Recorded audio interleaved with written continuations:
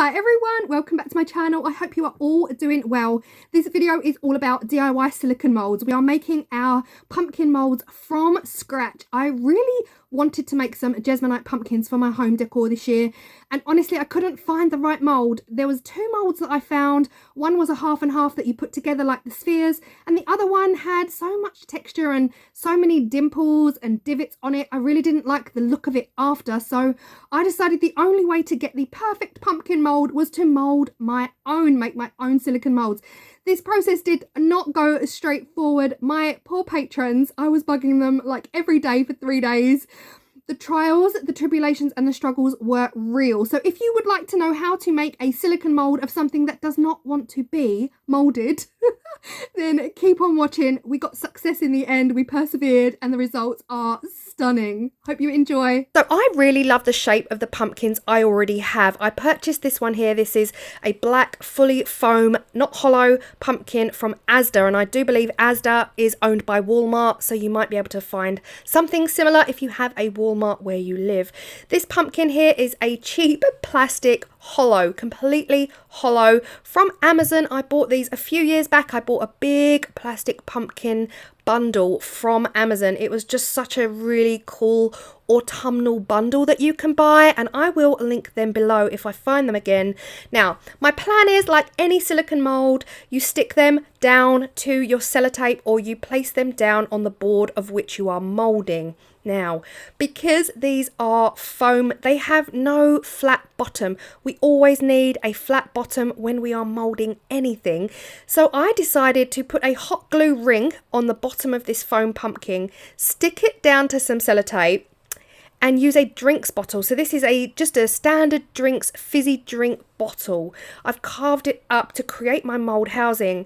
And then I stupidly, I don't know why I did it, guys, because I did do science in school. I stupidly then tried to hot glue around the edge. Do not ask me where my brain was at, because I do not know. It immediately melted, as we all knew it would.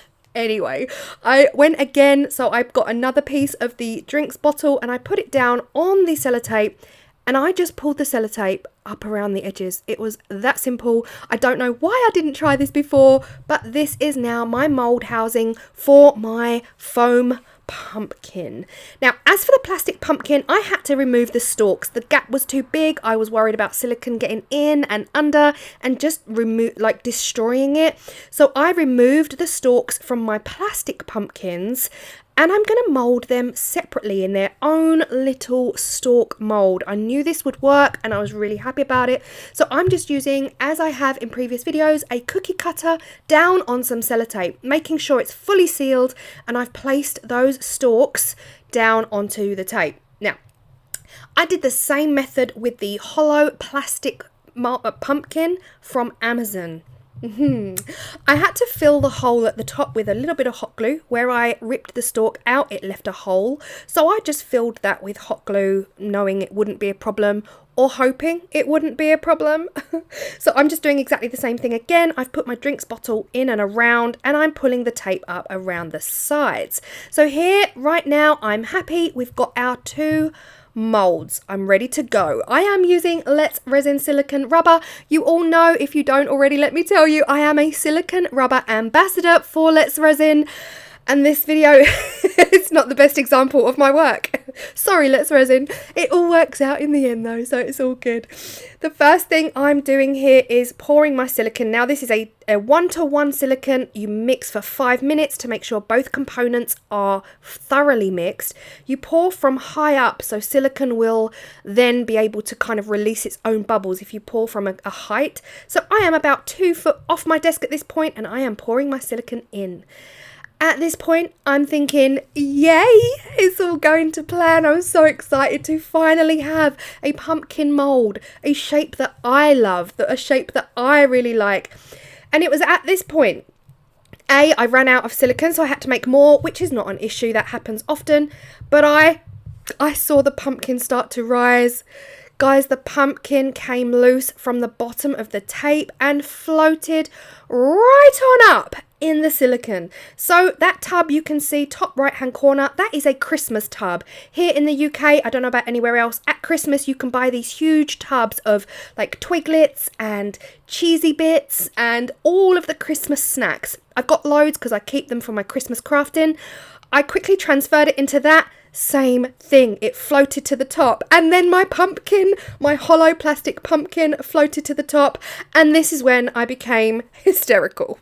This was simply disastrous. This was way too much silicone to lose, way too much silicone to risk leaving it to go off or set on me. So the only thing I could think of was to turn my pumpkins upside down, stalk down, and mould them upside down, because at this point they're both floating.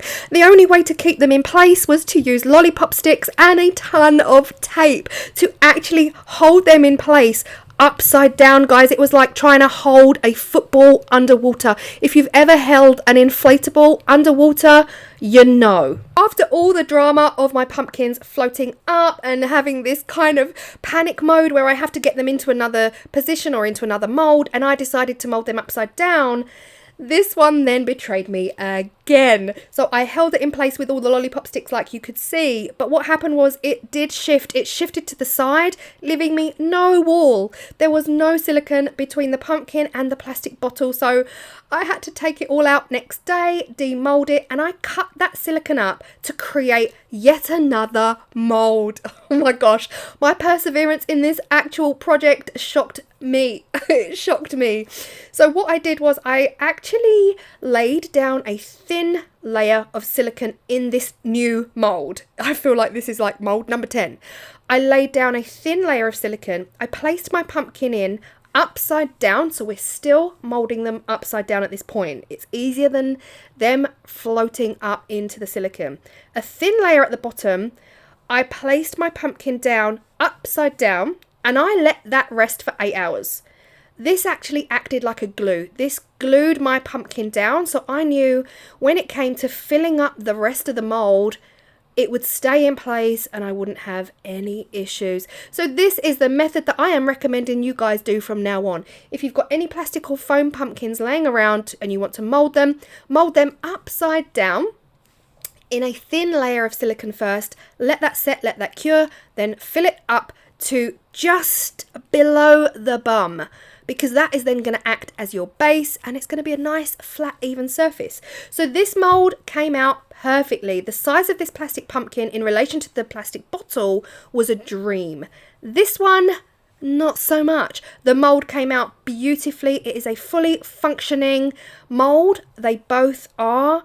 However, even though they're the same size, the pumpkin was smaller, which means I've got a much thicker wall around the outer edge and gives it a little bit harder to demold. However, still worked perfectly well.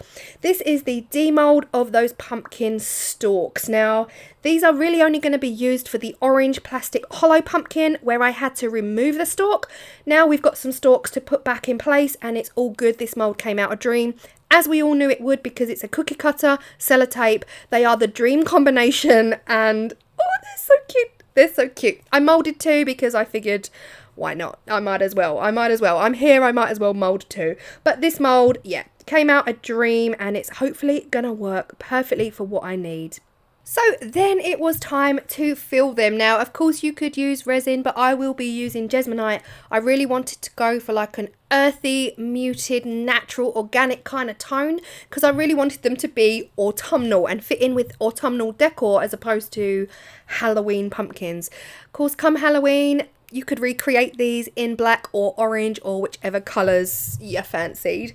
But I am using the colour code. I am very aware that has been discontinued. There is a recipe on the Jesmonite site somewhere to create your own colours. But this little tub of code was sent to me by one of my patrons. So thank you so much. And then once I've poured a code pumpkin, I'm actually adding some red oxide. This is not a colour I've used that often, but it is a gorgeous colour and it is giving me this stunning reddy brown, which I think is going to also act in the same kind of, yeah, shades. The shades I need, the shades I want.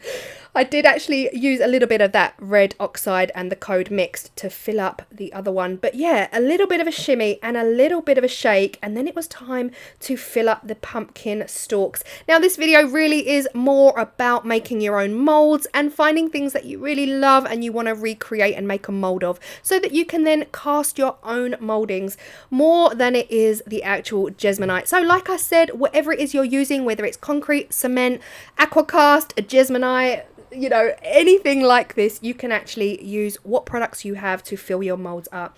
I'm just so happy the molds worked. So demold, we can talk about this. This silicone mold was made in the drinks bottle. It demolded like a dream. It was a much bigger pumpkin, so therefore it had less wall around it and it popped out. I am so happy with the results. I am so happy as well because obviously these are plastic and foam pumpkins. They are not perfect. There's a couple of dinks, there's a couple of little areas where they're dented in, and I just think this adds to the rustic feel of them. Guys, this is heavy. This is so heavy. I decided to weigh it to give you an idea of how much Jesmonite weighs. 418 grams for this one pumpkin. It takes a lot of Jesmonite, and the stalks came out so beautifully. I decided to create the stalks in a contrasting colour and it works so dreamy. Now you can stick Jesmonite to Jesmonite using a little bit of Jesmonite, or alternatively you can use super glue. I will be using super glue to stick that stalk on because super glue works a dream. Now check this out. This is a soft, squishy, thin walled mold. And then we come over to the Christmas one, the one that I used, the Christmas food container. Oh, this was a struggle. This was a struggle. I've gone from having this really easy, flimsy, squishy mold to having this super solid mold. Like I said, the gap between the pumpkin and that Christmas cheesy bits food container was thick. It was thick. It took a lot of silicone. And this has left me with a mold that's got a really deep wall around it. Guys, that's not a bad thing. That's not a bad thing. That means that the mold will hold its shape longer. However, the demold was a struggle, but perfect. Look at this. Oh my gosh, I absolutely love it. Now, I love both equally. I love the fact that they're both completely different shaped pumpkins. Big one on the left, smaller one on the right. The plastic orange one on the left, the black foam one on the right. Now, the black foam one, I did super glue. No, I didn't. I hot glued that stalk in place to prevent any silicone getting under. So you can kind of see that. You can kind of see a little bit of that hot glue action. You can always sand that back if it bothers you. It doesn't really bother me. I love the rustic homemade feels that these give me. But yes, loving them. I'm loving the colours, I'm loving the contrast, and I am more than in love with my DIY silicone molds because the struggle was real on this project, guys, but the fact that I persevered, and I'm giving you the better technique. So we're all learning here together, and I'm telling you the best technique. If you're going to mold something that is cheap, plastic, hollow, the best technique, mold them upside down, sit them in a thin layer of silicone, let that rest overnight, and then pour the rest, because honestly that is the best way to do this. Otherwise you're risking them floating up through the silicone, and just sticking them to tape is not going to be enough because you need them to have a flat bum. You need them to have a flat bottom. Now here's the thing with this mold. I was toying with the idea of using my craft blade to cut and slice the sides open. I've seen people do this with super big molds, but I don't know if I want to go down that route. I would rather struggle to demold for a couple of minutes than cut my mold open and hold it together with a band, because yeah, I just feel like that would be harder long term. But I love these despite all my struggles. I'm in love. It was a huge success. I've now got pumpkins that I really like the look of aesthetically. And the only two molds, like I said at the beginning, the only two molds I could find were the half and half molds and a mold that was super dimpled, and I really didn't like the look of it. Now I'm happy. I've got my pumpkin molds. I can make as many of these as I want, and I am over the moon with these.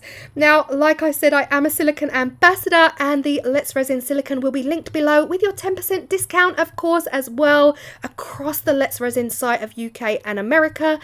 So happy with the silicone. They are in the process of sending me more because I was like, I just used so much, guys.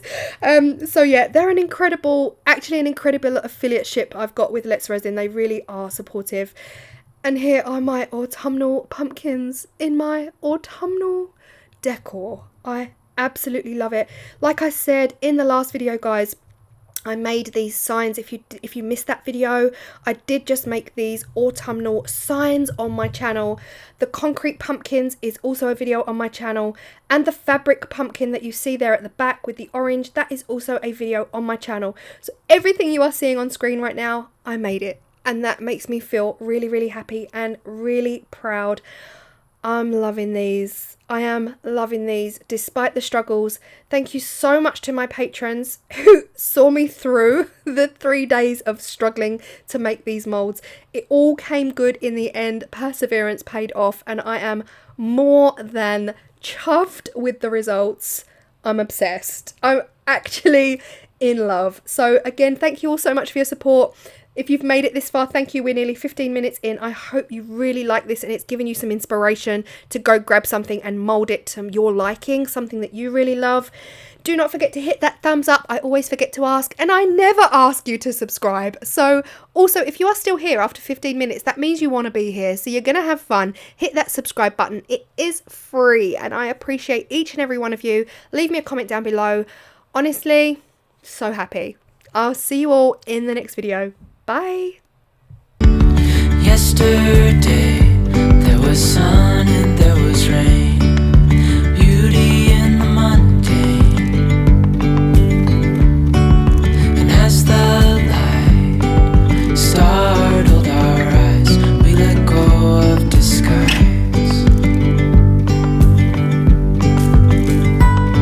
And now there's something in the air, sparkly shimmer